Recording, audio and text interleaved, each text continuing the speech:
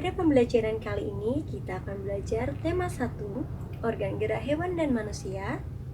Subtema 1, organ gerak hewan.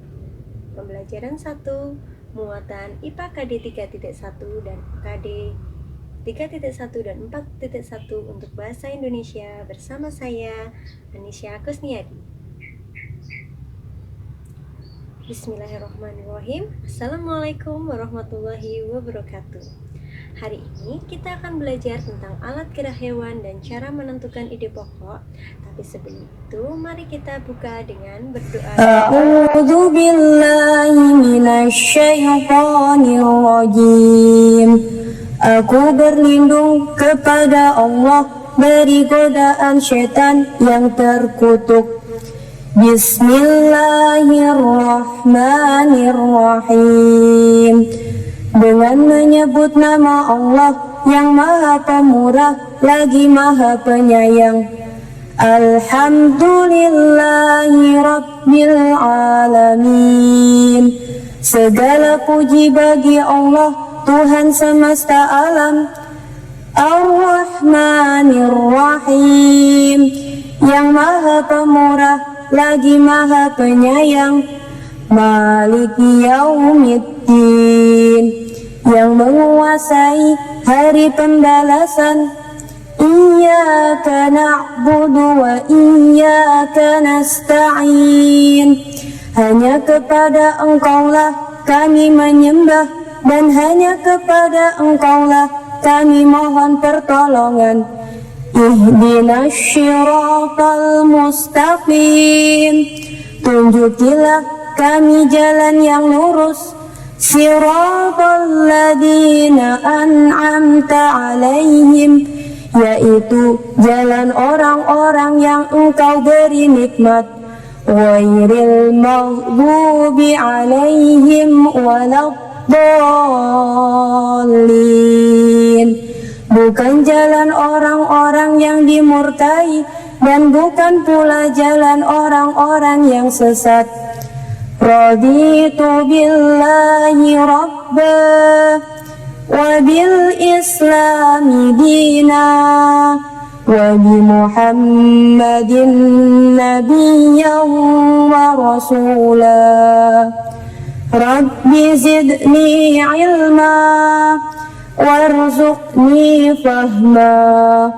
Allahumma anfa'na bima 'allamtana wa'alimna ma yanfa'una warzuqna 'uluman tanfa'una. Amin ya rabbal alamin. Baik, mari kita mulai pembelajaran pada hari ini. Tahukah kamu mengenai alat gerak hewan? Hewan dan manusia menggunakan alat gerak yang dimilikinya untuk berpindah tempat, memegang, melompat, memanjat, dan berenang. Alat gerak terdiri dari dua macam. Untuk lebih jelasnya, perhatikanlah gambar di bawah ini. Alat gerak yang pertama yaitu otot. Otot merupakan alat gerak aktif. Mengapa otot disebut sebagai alat gerak aktif? Karena otot dapat bergerak sendiri. Dan yang kedua adalah tulang. Tulang merupakan alat gerak pasif, karena tulang tidak dapat bergerak sendiri. Pergerakan yang dilakukan oleh tulang dikarenakan adanya koordinasi dengan otot. Itulah kenapa hewan dan manusia bisa melakukan gerakan. Selanjutnya, mengenai alat gerak hewan disesuaikan dengan aktivitas dan tempat hidupnya. Yang pertama adalah ikan. Ikan mempunyai alat gerak yang berupa sirip dan ekor. Alat gerak inilah yang digunakan ikan untuk berenang. Dan yang kedua adalah katak. Katak merupakan salah satu dari anggota amfibi, yaitu hewan yang bisa hidup di dua alam. Katak memiliki organ gerak berupa kaki yang digunakannya untuk berjalan, melompat, dan berenang. Dan yang ketiga adalah buaya. Buaya memiliki organ gerak berupa kaki yang digunakan untuk berjalan dan juga merayap. Berikutnya, yang keempat adalah ular. Ular bergerak menggunakan otot perutnya.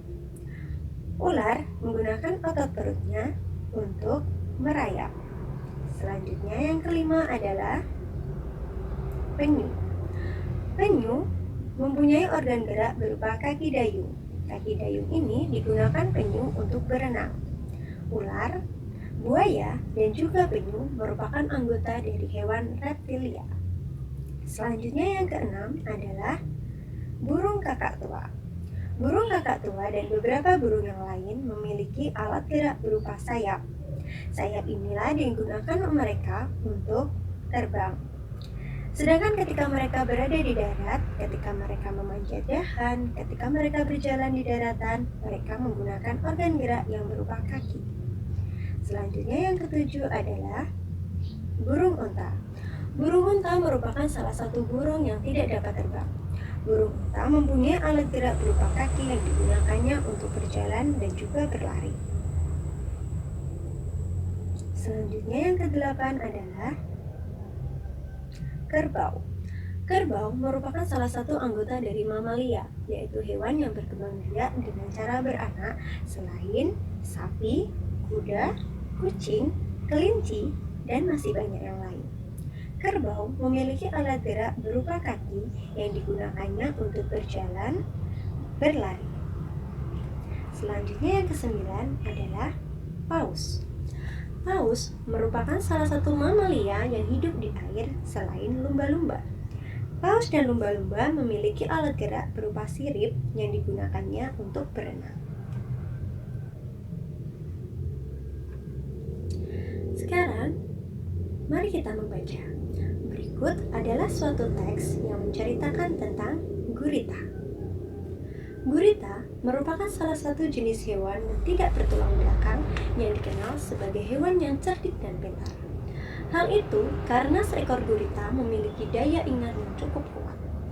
Gurita dapat memecahkan masalah yang dialaminya lebih cepat dengan cara mengingat pengalamannya ketika memecahkan masalah yang sama. Selain itu, gurita juga dikenal sebagai perenang yang cukup cepat. Berdasarkan kalimat tersebut, kita bisa menentukan kalimat utama dan kalimat penjelas seperti yang sudah kalian pelajari di kelas 4. Kalimat utamanya adalah kalimat pertama. Kenapa itu adalah kalimat utamanya? Karena kalimat pertama ini merupakan dasar berisi permasalahan yang akan dibahas selanjutnya pada paragraf tersebut. Kalimat utamanya yaitu gurita merupakan salah satu jenis hewan tidak bertulang belakang yang dikenal sebagai hewan yang cerdik dan pintar. Pada kalimat utama tersebut, kita bisa mendapatkan yang namanya ide pokok. Kalimat utama tidak hanya berada di awal paragraf. Ada yang di awal, ada yang di akhir paragraf, ada juga yang di awal dan juga di akhir paragraf. Pada bacaan tersebut, kalimat utamanya terletak pada kalimat pertama. Pada kalimat pertama tersebut, kita bisa menentukan ide pokoknya. Kalimat utama yang sudah kita baca tersebut mengandung suatu ide pokok yaitu gurita merupakan hewan tidak bertulang belakang yang cerdik dan pintar. Ide pokok merupakan inti atau dasar permasalahan dari suatu teks. Oleh sebab itu, ide pokok dalam teks disebut juga pokok pikiran atau gagasan utama teks. Untuk dapat menentukan ide pokok pada suatu teks, kita harus membaca teks dengan seksama secara keseluruhan. Setelah itu, carilah kalimat utama dari teks tersebut. Ide pokok dapat dijumpai pada kalimat utama. Jika sudah menemukan kalimat utama, maka ide pokok dari teks dapat ditentukan, sehingga kita akan lebih mudah untuk mengetahui masalah utama apa yang ingin disampaikan penulis. Untuk selanjutnya, karena kalimat utama tadi terletak pada kalimat yang pertama, untuk selanjutnya kalimat di lain kalimat yang pertama tersebut dinamakan dengan kalimat penjelas. Untuk kalian agar lebih dapat memahami materi tersebut, berikut tersebut akan saya berikan gambaran singkat mengenai kalimat utama dan kalimat penjelas. Pada kalimat utama terdapat ide pokok yang merupakan dasar permasalahan yang ingin disampaikan penulis pada teks tersebut. Kalimat utama bisa terletak di awal paragraf atau juga di akhir paragraf. Kalimat utama yang terletak di awal paragraf, maka paragraf tersebut disebut dengan paragraf deduktif. Sedangkan kalimat utama yang berada di akhir paragraf disebut dengan paragraf induktif. Untuk kalimat penjelas adalah suatu kalimat yang berisi informasi tambahan yang sudah disampaikan pada kalimat utama. Kalimat penjelas merupakan penjelasan dari suatu kalimat utama yang terdapat dalam suatu teks. Agar kalian lebih memahami pembelajaran kita pada kali ini, cobalah kalian untuk mengerjakan latihan soal berikut. Selamat mengerjakan, go go go! Sampai jumpa lagi pada pembelajaran selanjutnya ya. Semoga pembelajaran pada hari ini bisa menambah ilmu kita untuk lebih bermanfaat. Jangan lupa selalu belajar di rumah dan jaga kesehatan kita selama belajar di rumah aja. Oke, untuk sampai di sini pembelajaran kita pada hari ini. Wassalamualaikum warahmatullahi wabarakatuh.